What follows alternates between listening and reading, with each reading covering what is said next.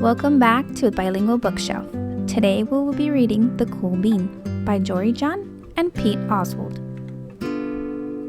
Watch out, here come the cool beans. The cool beans. Oh yeah, check out how they move. Look at the way they swagger. Notice their sunglasses. Yow! The cool beans are known all over school, from house to house, across town, beyond county lines. In the olden days last year, we were all one big pot of beans. We were a mixed bag, but somehow it worked. Yep, those were the good old days. And then we stopped seeing each other as much. That's just how it is sometimes. You spend less time together even though you're not totally sure why. I watched as the beans I knew so well, the beans from my own pod, became the cool beans. Oh, they were so cool. One of them could play the guitar. Cool. One of them could draw the best superheroes. Cool. One of them could jump higher than any bean I'd ever known. Cool. Me? Well, I mostly stayed the same. Sure, I made some small changes. I wore sunglasses. Too big. I slicked my hair back. Too slick. I strutted around. Ow! I swaggered. Oof! I was still picked last for everything. My clothes never seemed to fit. I snorted when I laughed. Honk. I walked into stuff. Whoop. I was an uncool bean for sure. I started thinking of myself as just a common bean with no special skills. I couldn't compete, so I didn't even try. I'd never be a cool bean. It seemed like there were two types of beans in the world. There were the cool beans and the beans like me.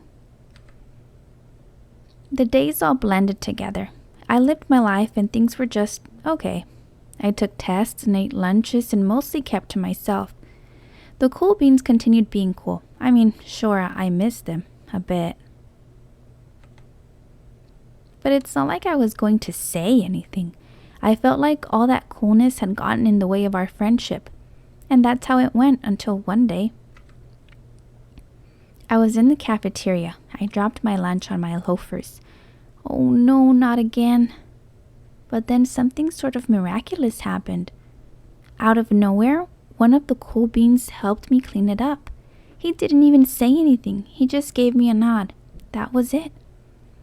Later, I was out on the playground. I tripped and scraped my knee and maybe cried a little bit, and everybody saw it. Another one of the cool beans came to my side, and without a word, he dusted me off. That afternoon, I was sitting in class. I wasn't really paying attention. I didn't notice, but our teacher had called on me. Everybody stared. I sat there in silence. Nobody said anything. And then everybody just laughed at me. That was it. After today, I was officially a has-been. But then one of the cool beans stood up and came over to me. Everybody watched. She leaned in close and whispered, "Hey, the teacher asked you to read from page 32. Then she gave me a quick wink and went back to her seat. It was a small gesture, sure, but it was also everything. I walked home with a goofy smile on my face. I smiled all the way through dinner. That day made all the difference. It was a day that could have been really bad if not for the kindness of a few cool beans. It gave me a shred of confidence.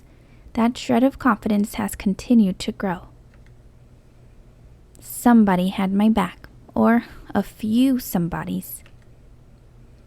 After that, I started hanging out with the cool beans again. How have you been? Get it? How have you been? Not all the time, but sometimes. At lunch, after school, even on the weekends. Throughout all of this, I realized that it's not about how you look or any of that other silly stuff. It's about a wink or a nod or a smile at just the right moment. It's about dusting somebody off, helping them up again, and pointing them in the right direction. You need a hand? Yes, please. Now that's cool. Thank you for joining Bilingual Bookshelf. If you enjoyed this story, like and subscribe for more. Until next time.